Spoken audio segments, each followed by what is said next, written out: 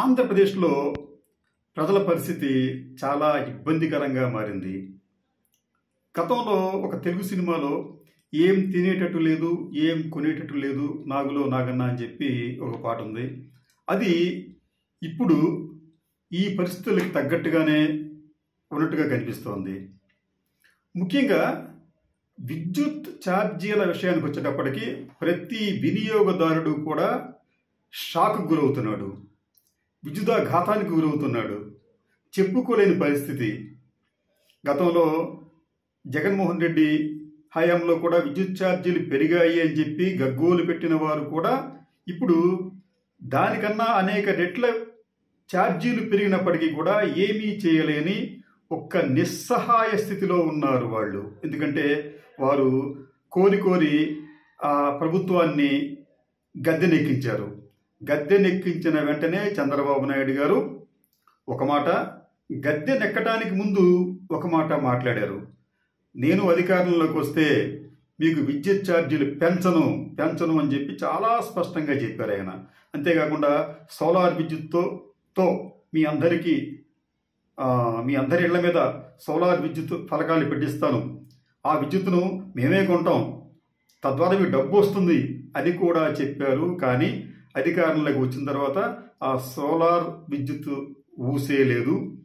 కానీ ఇంధన సర్దుబాటు పేరుతో దాదాపు 15,500 కోట్ల రూపాయల భారాన్ని ఈ రోజున ఆంధ్రప్రదేశ్ మీద మోపారు. ఈ రోజున ఆంధ్రప్రదేశ్లోని ఆబాల గోపాలం ఈ విద్యుత్ షాక్లకు గురయ్యి వెలవెల్లాడుతుంది. ఎందుకు ఈ మాట అనవలసి వస్తుందంటే, ఒక్కసారి ఈ నెలలో వచ్చిన బిల్లులు చూస్తూ ఉంటే చాలా ఆశ్చర్యకరంగా ఉంది.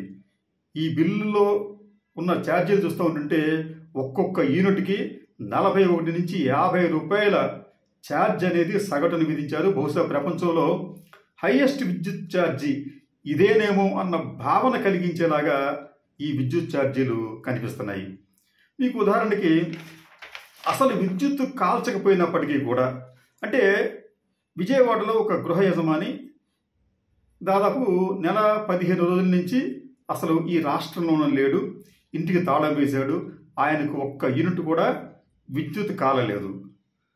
కానీ ఆయనకి దాదాపు 350 రూపాయల బిల్లు వచ్చింది.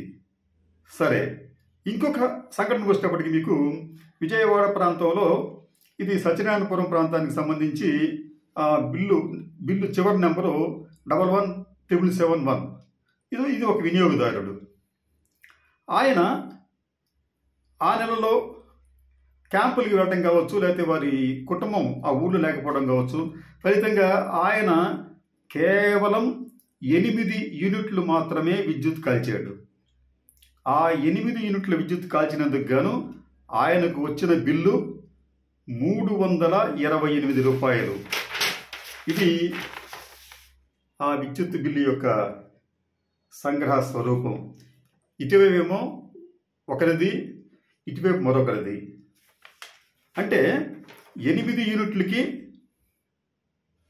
328 రూపాయల బిల్లు వచ్చింది అంటే సగటున ఒక్కొక్క యూనిట్కి 41 రూపాయలు గృహ వినియోగానికి, ఒక్కొక్క యూనిట్కి 41 రూపాయలు చెల్లించవలసి వచ్చింది. ఇది నిజంగా అసాధారణమైన దిగ్భ్రాంతికి గురి చేసే అంశమే అవుతుంది. గతంలో ఎప్పుడు కూడా ఛార్జీలు పెంచారు కానీ ఇంత దారుణంగా ఛార్జీలు పెంచలేదు. ఇంకొక విషయం ఏంటంటే, మనం చాలామంది వినియోగదారులు విద్యుత్ బిల్లుల్ని వచ్చిన వెంటనే వాటిని చూసి కింద ఉన్న అమౌంట్ చూసి మౌనంగా పే చేస్తూ ఉంటారు. కానీ ఒకసారి ఆ బిల్లులో ఉన్న ఛార్జెస్ చూస్తే మనకి ఆశ్చర్యం కలుగుతుంది. ఎన్ని రకాల ఛార్జెస్ వేస్తున్నారంటే వాళ్ళు, ఒకసారి మనం పరిశీలిద్దాం. మనం ఈ ఒక బిల్లు వచ్చిందంటే దాంట్లో మీకు మినిమం ఎనర్జీ ఛార్జెస్ అని చెప్పి ఒకటి ఉంది, ఫిక్స్డ్ ఛార్జెస్ ఇదొకటి, customer charges, electricity duty, interest on ED, ఇది మరి ఏంటో ఇది, సర్ఛార్జ్ దేని మీద, అలాగే grid charges, short fall charges, other charges, ఇది కాకుండా మళ్ళీ అడ్జస్ట్మెంట్స్ అదొక ఛార్జ్ మళ్ళీ మనకది. అలాగే మళ్ళీ ట్రూప్ ఛార్జెస్, ఇది కాకుండా FPPCA ఛార్జెస్ అంటే ఈ FPPCA అంటే fuel and power purchase cost adjustment charges అని చెప్పి అది భారీగా వేశారు. ఇది కాకుండా మళ్ళీ ఫైనల్గా ఇంకో టచ్ అప్ అనమాట, అదేమంటే లాస్ అండ్ గెయిన్ ఛార్జెస్ అని చెప్పి దాని మీద కూడా కొంత ఛార్జ్ చేస్తున్నారు. పొరపాటున ఎవరన్నా బిల్లు కట్టడం ఆలస్యం అయితే లేట్ ఫీ ఛార్జెస్, అంటే ఎన్ని రకాలండి, దాదాపు 10 రకాల ఛార్జెస్ అనేది వినియోగదారుల మీద మోపుతున్నారు. ఎలాగా సాధారణ వినియోగదారుడు, ముఖ్యంగా మధ్యతరగతి వారు దీనిని ఎలా తట్టుకోగలరు? మధ్యతరగతి ప్రజల ఆదాయం అనేది పెద్దగా పెరగటం లేదు. సరే, పేదవారికి మీరు సబ్సిడీ ఇస్తున్నారు, రాయితీలు ఇస్తున్నారు, ఇది కూడా ఈ 6 నెలల్లో పెద్దగా వారికి రాలేదు. కానీ మధ్యతరగతి వారు మాత్రం ఈ మొత్తం భారాన్ని భరిస్తున్నారు. ఇది ఇలా ఎంతకాలం వారు భరించవలసి ఉంటుంది? ఈ ప్రభుత్వం వచ్చిన 6 నెలల్లోనే దాదాపు 15,000 కోట్ల రూపాయల 15,500 కోట్ల రూపాయల అదనపు భారాన్ని రాష్ట్రంలోని వినియోగదారుల మీద మోపింది. ఇది కాకుండా ఇంకొక ఉపద్రవం అనేది ఆంధ్రప్రదేశ్లో విద్యుత్ వినియోగదారులకు రాబోతుంది. అదేమిటంటే స్మార్ట్ ఎనర్జీ మీటర్స్. ఈ స్మార్ట్ ఎనర్జీ మీటర్ల పేరుతో మరో స్మార్ట్గా వినియోగదారులను దోపిడీ చేసే మరొక ప్రహసనం ప్రారంభమవుతుందన్న ఆరోపణలు వస్తున్నాయి. నిజానికి ఇది స్మార్ట్ ఎనర్జీ మీటర్స్ అనేది కేంద్ర ప్రభుత్వానికి చెందిన ప్రతిపాదన అయినప్పటికీ కూడా అసలు కొన్ని రాష్ట్రాలు దానిని ఇంప్లిమెంట్ చేయమని చెప్పి చాలా స్పష్టంగా చెబుతున్నాయి. ఈవెన్ మోడీ గారి పాలనలో ఉన్న, అంటే ఎన్డీఏ పాలనలో ఉన్న రాష్ట్రాలు కూడా కొన్ని ఇంప్లిమెంట్ చేయట్లేదు. కానీ దీనిని ఆంధ్రప్రదేశ్ ప్రభుత్వం ఇంప్లిమెంట్ చేయడం ప్రారంభించింది ఇప్పటికే. ఈ ఒక అంచనా ప్రకారం అంటే వీళ్ళు వచ్చే 3 ఏళ్లలో దాదాపు కేంద్ర లక్ష్యం ఏంటంటే దాదాపు దేశవ్యాప్తంగా 22 కోట్ల గృహాలకు ఈ స్మార్ట్ మీటర్లు బిగించాలి. అలాగే ఏపీకి వచ్చేటప్పటికి ఆంధ్రప్రదేశ్లో, అంటే ఈ స్కీమ్ను అమలు చేస్తున్న రాష్ట్రాలు దేశంలో మొత్తం 28 ఉంటే ఆంధ్రప్రదేశ్ అనేది 16వ రాష్ట్రం తాజాగా చేరిందనమాట. 16వ రాష్ట్రంగా గుర్తింపు పొందింది. వీళ్ళు ఆంధ్రప్రదేశ్లో దాదాపు 18.58 లక్షల వ్యవసాయ విద్యుత్ మీటర్లు ఉంటే అవన్నీ కూడా ఈ స్మార్ట్ మీటర్లుగా మార్చుకోవాల్సిన అవసరం ఉంది. అయితే ఇక్కడ ఒక మెలిక ఏమిటంటే ఇప్పటి వరకు రైతులు ఇప్పుడున్న మీటర్ల ప్రకారం వారు ఎక్కడా కూడా పైసలు చెల్లించడం లేదు. కానీ రేపు స్మార్ట్ మీటర్లు ప్రవేశపెడితే వారు ముందుగా ఆ అమౌంట్ను పే చేయాలి. ఆ తర్వాత ప్రభుత్వం వారి ఖాతాలో డబ్బు వేస్తుందట.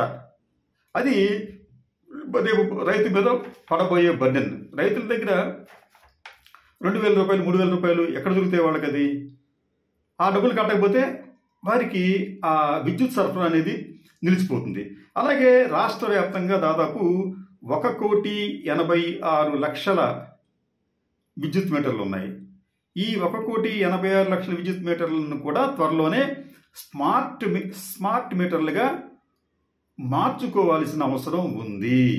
ఇదే జరిగితే వచ్చే పరిణామం ఏమిటంటే ప్రతి వినియోగదారుడు కూడా ఈ రోజున సెల్ ఫోన్ ఛార్జ్ ఎలా చేసుకుంటున్నామో ముందుగానే దాంట్లో మీకు సెల్ ఫోన్లో మీకు ప్రీపెయిడ్ పోస్ట్ పెయిడ్ ఉంటాయండి. కానీ అటువంటి ఆప్షన్ అనేది ఇక్కడ ఉండదు. మీకు పోస్ట్ పెయిడ్ అనేది అసలు వాళ్ళ డిక్షనరీలో ఉండదు. రేపు కేవలం ప్రీపెయిడ్. మీరు ఒక ఇంటికి సగటున 2,000 రూపాయలు కరెంటు కాలుతుంది అనుకుంటే ముందుగా మీరు ఆ 2,000 రూపాయలతో మీరు రీఛార్జ్ చేయించుకోవాలి. ఒకవేళ మీరు రీఛార్జ్ చేయించుకున్న 15 రోజులకే ఆ 2,000 రూపాయలు అయిపోతే వెంటనే దాన్ని మళ్ళీ మీరు రీఛార్జ్ చేయించుకోవాలి. అంతే తప్ప గడువు లేదు. అంటే ఇప్పటిదాకా మనకేముందంటే గతంలో మనకి 2 నెలలకోసారి మనం కరెంటు బిల్లు చెల్లించేవాళ్ళం. దానిని నెలకోసారి మార్చి కొద్దిగా గడిపిచ్చేవారు. 15 రోజులు 10 రోజులు గడిపిచ్చేవారు. కానీ ఈ స్మార్ట్ మీటర్లు వస్తే అటువంటి గడువుకు తావు ఉండదు.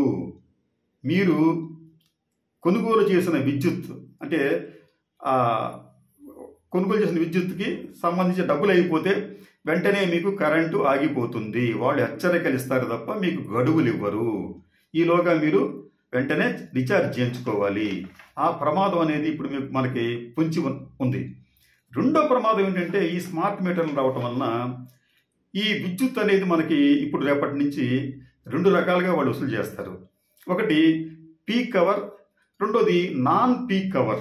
దీనినే వాళ్ళు ఏమంటారంటే టైమ్ ఆఫ్ ది డే అని చెప్పి అంటారు. అంటే పీక్ అవర్ అంటే మీకు సాధారణంగా రాత్రి వేళల్లో మీకు విద్యుత్ వినియోగం ఎక్కువ ఉంటుంది. అక్కడ ముఖ్యంగా సమ్మర్కి వచ్చేటప్పటికి ఇంకా ఎక్కువ పెరుగుతుంది. దీనిని పీక్ అవర్ అని చెప్పి అంటాం. అయితే మీరు ఎవరైనా కానీ మనంతా కూడా ఈ పీక్ అవర్లో విద్యుత్తును వాడితే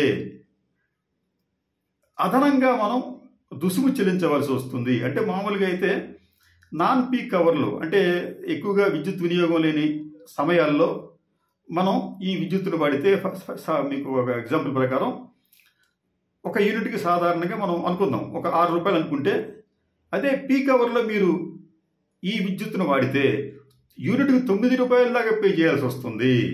ఇది మనకి ఒక పెద్ద భారంగా కాబోతోంది. అలాగే మన ఇంట్లో ఉన్న ఫ్రిడ్జ్లు కానీ ఇవి కానీ ఇతరత్ర ఏసీలు కానీ ఐరన్ కానీ ఇవన్నిటినీ కూడా మనం ఆచితూచి వాడుకోవాలి. అంతేకాకుండా ఇది పీక్ అవరా నాన్ పీక్ అవరా అని కూడా మనం తెలుసుకొని విద్యుత్తును ఉపయోగించుకోవాలి. అయితే ఈ స్మార్ట్ మీటర్లకు సంబంధించి ఇంకొక ప్రమాదం ఏంటంటే చాలా రాష్ట్రాల్లో ఈ స్మార్ట్ మీటర్లకు అయ్యే వ్యయాన్ని కూడా వినియోగదారుడే భరించాలని చెప్పి అంటున్నారు. మూడోది, ఇప్పుడు మనకేమిటంటే విద్యుత్ ఛార్జీలు పెరిగితే మనకి ఏదో కమ్యూనికేషన్ వస్తుంది, మనకి అది త్రూ పేపర్ ద్వారానో లేకపోతే విద్యుత్ శాఖ వాళ్ళు ఏదైనా ప్రకటన చేస్తానో మనకు తెలుస్తుంది మనకి అది. కానీ రేపు మనకి వాళ్ళు విద్యుత్ ఛార్జీలు ఎంత పెంచినప్పటికీ కూడా మనకు తెలియకపోవచ్చు. ఇదంతా కూడా ఆన్లైన్లో ఆటోమేటిక్గా జరిగిపోతుంది. బిల్లులు కూడా పెంచిన ఇది టారిఫ్ అనేది అడ్జస్ట్ అయిపోతుంది. ఫర్ ఎగ్జాంపుల్ మీకు మనకి గతంలో హైవే మీద టోల్ గేట్లు ఉండేవి. ఆ టోల్ గేట్లకు సంబంధించి ఈ టోల్ గేట్లో ఇంత పే చేయాలని చెప్పి పెద్ద పెద్ద బోర్డులు ఉండేవి. ఆ బోర్డులు ప్రకారం మనం వెళితే వాళ్ళు మనం డబ్బులు ఇస్తే వాళ్ళు మనకి రిసిట్ ఇచ్చేవారు. అంటే 50 రూపాయలు 60 రూపాయలు 70 రూపాయలు చూసుకోవడం మనం అక్కడది. కానీ మీకు ఫాస్టాగ్ వచ్చిన తర్వాత అసలు అటువంటి రిసిట్లు రావట్లేదు, మెసేజ్లు వస్తాయి. ఈ మెసేజ్లు వచ్చేలాగా వాడు రేట్లు పెంచినా మనకు తెలియదు ఆ విషయం. అది కనీసం ఈ టోల్ గేట్కి సంబంధించి ఈ ఫీజు మేము పెంచుతున్నాం అని చెప్పి కూడా మనకి ఎక్కడ చెప్పరు. వాళ్ళు చెప్పకుండా దాన్ని పెంచేస్తారు. మరొక ఉదాహరణ మీకు పెట్రోల్ డీజిల్ ఛార్జెస్. ఒక 10 ఏళ్ల క్రితం వరకు కూడా పెట్రోల్ డీజిల్ ఛార్జెస్ ఒక 5 పైసలు పెంచినప్పుడు కూడా దాన్ని మొత్తం జాతీయ పత్రికలతో సహా స్థానిక పత్రికలన్నీ కూడా ప్రముఖంగా పరిశీలించాయి. పెట్రోల్ ధరలు 5 పైసలు పెంపు లీటర్కి అని చెప్పి. కానీ ఆ తర్వాత వచ్చిన పరిణామాల్లో అసలు ఎంత పెరుగుతుందో మనకు ఎవరు చెప్పట్లేదు. మనం పెట్రోల్ కుట్టించుకునేటప్పుడు అనుమానం వచ్చి అడిగితే తప్ప మనకు కూడా తెలియట్లేదు. అలాగే సైలెంట్గా ఒక దోపిడీ అనేది జరుగుతుంది. అటువంటి దోపిడీయే రేపు ఈ స్మార్ట్ మీటర్ల రూపంలో కూడా ఖచ్చితంగా జరుగుతుంది. అయితే అసలు ఈ స్మార్ట్ మీటర్లు ఎందుకు ఏర్పాటు చేస్తున్నారు, వీటి వల్ల వచ్చే లాభం ఏంటి అంటే వినియోగదారుడికి పెద్దగా లాభం అయితే ఉండదు, కానీ ఈ విద్యుత్ సరఫరా చేసే సంస్థలకు మాత్రం ఖచ్చితంగా లాభం ఉంటుంది. Peak hours non peak hours అని చెప్పి ఆ ఛార్జీలు వసూలు చేయటం, ఆ తర్వాత విద్యుత్ థెఫ్ట్ అనేది ఉంది అని చెప్పి అంటారు. ఆ థెఫ్ట్ లేకుండా చూసుకునేందుకు కూడా ఈ విద్యుత్ మీటర్ల వల్ల అవకాశం ఉంటుందని చెప్పి భావిస్తున్నారు. ఇవన్నీ జరిగితే ఈ విద్యుత్ సరఫరా సంస్థలకు మంచి జరుగుతుంది. కానీ ఈ విద్యుత్ మీటర్లను కూడా ట్యాంపర్ చేయవచ్చు. అంటే ఎట్లాగంటే ఈ విద్యుత్ మీటర్లకు కూడా మనకి సిమ్ అనేది, అంటే సెల్ ఫోన్లో సిమ్ కార్డ్ అని చెప్పి అంటాం మనం. ఈ సిమ్ కార్డ్ అంటే సబ్స్క్రైబర్ ఐడెంటిటీ మాడ్యూల్. ఇటువంటి సిమ్ కార్డులు అనేవి ప్రతి స్మార్ట్ మీటర్కు ఉంటాయి. ఇవన్నీ కూడా ఈ స్మార్ట్ మీటర్ అనేది ఒక ఎలక్ట్రానిక్ పరికరం. ఈ కమ్యూనికేషన్స్ అంటే సెల్ ఫోన్లు ఎట్లా పనిచేస్తాయండి, మనకి ఈ కమ్యూనికేషన్ నెట్వర్క్స్ ద్వారా పనిచేస్తాయి. వాటికి ఇంటర్నెట్ లేదని చెప్పి అంటారు, కానీ కమ్యూనికేషన్ నెట్వర్క్ అంటే త్రూ మీకు టవర్స్ ద్వారా మీకు సిగ్నల్స్ అందుకుంటాయి, పనిచేస్తాయి. అలాగే ఈ స్మార్ట్ ఫోన్లు కూడా సేమ్ అదే విధానంలో, అంటే సెల్ ఫోన్లకు ఉండే విధానంలో భాగంగానే ఈ కమ్యూనికేషన్ నెట్వర్క్ ద్వారా పనిచేస్తాయి. అయితే చేస్తే మనకేంటి నష్టం అని చెప్పి అనొచ్చు. కానీ ఎలా చేస్తే అవుతుందంటే ఎవరైనా ఆకతాయిలు లేకపోతే కొంతమంది వ్యక్తులు ఈ స్మార్ట్ ఫోన్లను ట్యాప్ చేయొచ్చు, దాన్ని ట్యాంపరింగ్ చేయొచ్చు. ఫలితంగా ఆ రీడింగ్ అనేది మారిపోవచ్చు. రెండవది, ఇటువంటి మనం అనుకున్నట్టు ఇందాక కమ్యూనికేషన్ నెట్వర్క్తో పనిచేసే ఇటువంటి ఈ మీటర్లను ఒక్కసారిగా వాటిని మొత్తం అన్ని హ్యాక్ చేయొచ్చు. ఫర్ ఎగ్జాంపుల్, మీకు ఒక 2 ఏళ్ల క్రితం మీకు బాంబేలో, అంటే ముంబై అన్నాం కదా, ముంబైలో మొత్తం విద్యుత్ వ్యవస్థకు సంబంధించిన గ్రిడ్ను ఎక్కడో చైనా నుంచి హ్యాక్ చేసి దాన్ని కుప్పకూల్చారు. ఎక్కడ చైనా, ఎక్కడ ముంబై? అసలు వారికి దీనికి సంబంధం ఏముంది అంటే, హ్యాకర్లు చేసే తుంటరి పని అది. వారు ఆ గ్రిడ్ను మొత్తం కుప్పకూల్చడంతో దాన్ని రివైవ్ చేయడానికి అనేక గంటల సమయం పట్టింది, అనేక వందల కోట్ల రూపాయలు నష్టపోవాల్సి వచ్చింది. ఎందుకంటే బొంబాయి అనేది మనకి ఒక వాణిజ్య నగరం అది. అటువంటి పరిస్థితే ఈ మీటర్లకు కూడా దాపురించవచ్చు. ఏది ఏమైనప్పటికీ కూడా ఈ రాష్ట్ర ప్రభుత్వాలు స్మార్ట్ మీటర్ల పేరుతో సైలెంట్గా, స్మార్ట్గా ప్రజలకు ఇబ్బంది కలిగించే యోచనలో ఉన్నాయి. అంటే ఆంధ్రప్రదేశ్కు సంబంధించి మనకి ఒకవైపు ప్రపంచంలో బహుశా యూనిట్కి 41 రూపాయలు దాఖలు ఏది వినియోగదారుల దగ్గర నుంచి, డొమెస్టిక్ కన్జ్యూమర్ దగ్గర నుంచి యూనిట్కు 41 రూపాయలు వసూలు చేసిన దాఖలు ఎక్కడ ఉండకపోవచ్చు. కానీ ఏపీలో అది ప్రస్తుతం జరుగుతుంది. రెండోది, స్మార్ట్ మీటర్ల రూపంలో మరో ఉపద్రవం రాబోతుంది. కాబట్టి ఆంధ్రప్రదేశ్ ప్రజలు ఈ విద్యుత్ వినియోగం, విద్యుత్ ఛార్జీల గురించి ఖచ్చితంగా అందరూ ఆలోచన చేయాలి. అంతేకాక అలా కాకుండా మనం ఎవరో చేస్తారులే, మనం చూసుకుందాంలే అనుకుంటే మాత్రం ఈ భారాలు మరింత పెరిగి ప్రతి సామాన్యుడి కుటుంబం మీద ఒక పిడుగుపాటులాగా మారినా మనం ఆశ్చర్యపోనక్కర్లేదు.